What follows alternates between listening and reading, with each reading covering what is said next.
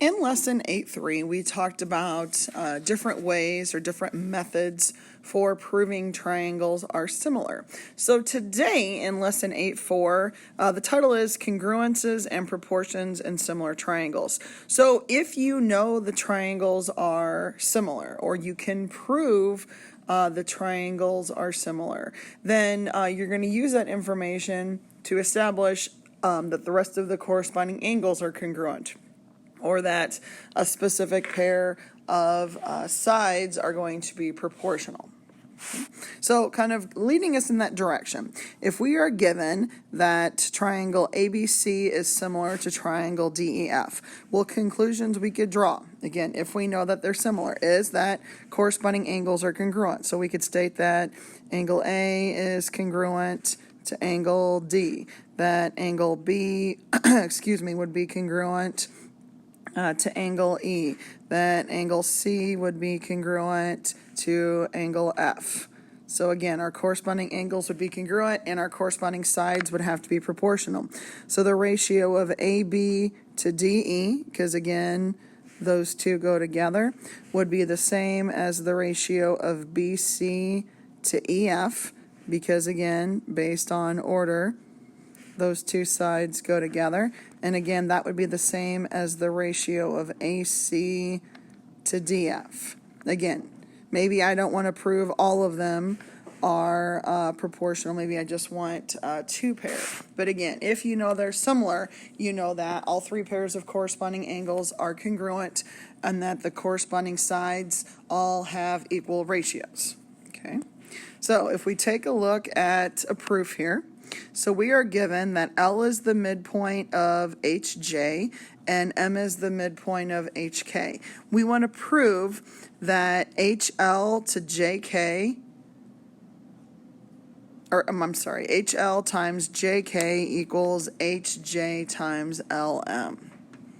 Okay, now if you think about this, just kind of thinking backwards, if I can get the two triangles similar, like the top triangle similar to the big triangle, okay? Remember, corresponding sides would be proportional. So like HL goes with HJ in the big triangle, okay? And then LM goes with, let's see here, JK in the big triangle. So if that's the case, okay, what we can state then, if we can prove the triangle similar, from there, we could state that these sides are proportional, and then look at cross products. We would get HL times JK, which is this part, and HJ times LM, which is that part of the proof. Okay, so that gives us hopefully a little direction about where I'm headed with this. So obviously, we're going to start with the given. So if L is the midpoint of HJ and M is the midpoint of HK. Now, if you remember from last chapter, we had a midline theorem that said if a segment connects the midpoints of two sides of a triangle, it's parallel to the third side and it's half as long as the third side. So since L and M are midpoints, we can state that LM is parallel to JK. And basically, it's your midline theorem. If a segment joins the midpoints of two sides of a triangle, then it's parallel to the third side. So again, what do we know? We know that we have parallel sides here. That LM is parallel to JK.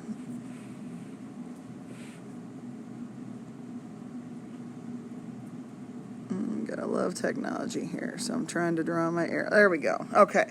So thinking back now, when you have parallel lines, you have angles that are congruent. Specifically, you're going to have corresponding angles congruent in this picture. So angle, angle HLM is going to be congruent to angle HJK. So there's HLM, there's HJK, or basically angle J there.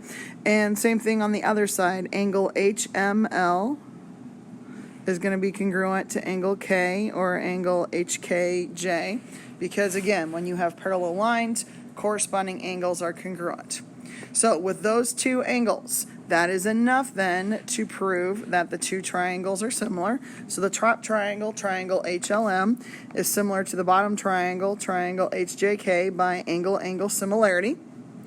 And if the triangles are similar, the corresponding sides are in the same ratio. So I can state that HL to HJ is equal to LM to JK. But again, if two triangles are similar, corresponding sides have the same ratio or they are proportional. And then by doing cross products, we can state what we're trying to prove, that HL times JK is equal to HJ times LM. So this comes from the very first lesson of the chapter when we were taking a look at proportions. So in a proportion, remember, the product of the means is equal to the product of the extremes. So, like I said, in this particular lesson, we're going beyond proving triangles are similar. You're going to use the concept of similar triangles to help you prove something else about the picture. So now, if we take a look at the second example, there we go.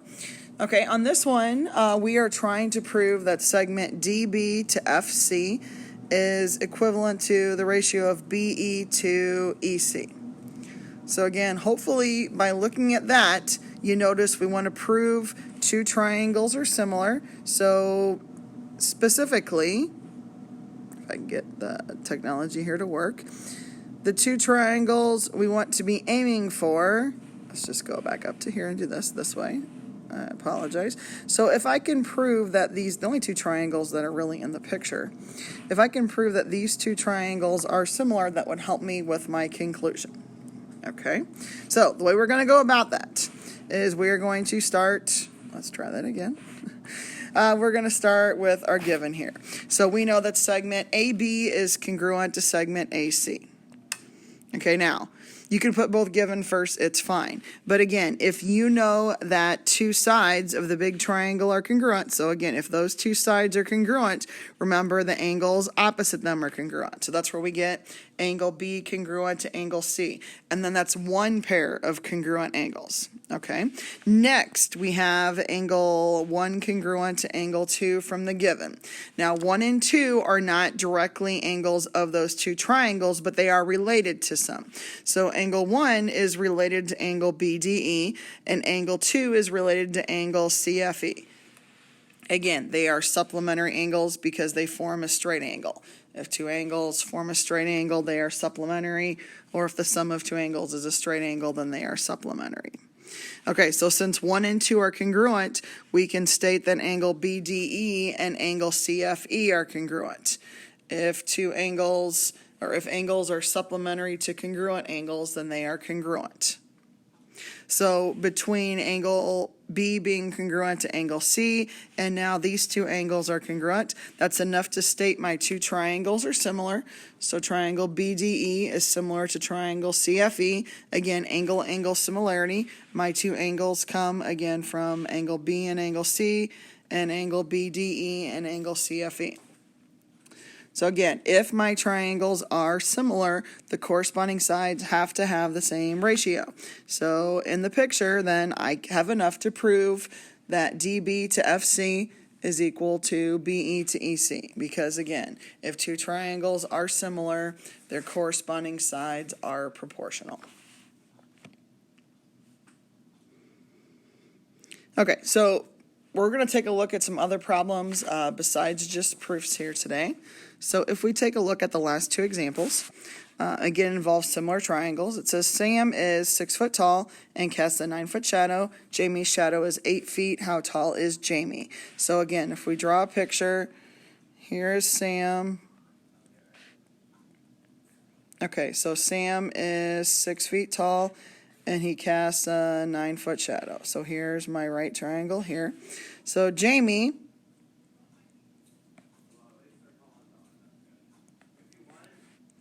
okay, has a little bit shorter shadow. Hers is 8 feet. We want to figure out her height. So again, since we're outside at the same time, we're going to have similar triangles. So my proportion I could write would be something like 6 over x equals 9 over 8. Okay, so if I do cross products here, so I'm going to have 9x equals 6 times 8, which is 48. And 48 divided by 9 is 5.3 repeating, or you could say it's 5 1/3, not a half, a third feet. Okay, if you want to be more specific, a third of a foot, so you got to think there are 12 inches in a foot. Okay, so that would be 4 inches. So you could also say Jamie is 5 foot 4 inches, if you would rather. Any of those answers would be acceptable. Okay, in the last example, we're going to look at similar triangles and find the values of x and y. So again, to use similar triangles, I've got the chopped triangle similar to the big triangle. Now, what you could do, if we split this up, and this might be helpful to some people, if I draw them apart, so we'd have 8, 14, and 12 for the small triangle. For the big triangle, AB would be 8 plus 4, which is 12. The bottom is y, and on the right side for AC, 12 plus x would be just 12 plus x. So again, just like we did this before, when you write a proportion, you want to pick a pair of corresponding sides that have a number for both. So in this particular picture, it would be the 8 and the 12. So if I write a proportion, let's just start with y. So I could do 8 over 12 equals 14 over y. Now again, to make things easier mathematically, we could reduce. 8 and 12 are both divisible by 4, so this would reduce to 2/3. So if we do cross products here, we would have 2y equal to, what is that, 42. So y is going to be 21. Okay, so to find x, same kind of concept. Okay, so we're going to do 8 over 12, or 2 over 3. For x, we're going to have 12 over 12 plus x. So again, 8 over 12 are reduced to 2 over 3. If we do cross products, we're going to have 2 times 12 plus x equals 36. So if I distribute, we're going to have 24 plus 2x equals 36. If I subtract 24 from each side, we're going to have 2x equal to, what is that, 12. So x is going to be 6. So again, we can use similar triangles to write a proportion and then solve. So today, your assignment is on page 348. You're going to do numbers 2 through 20 even. Have a great day.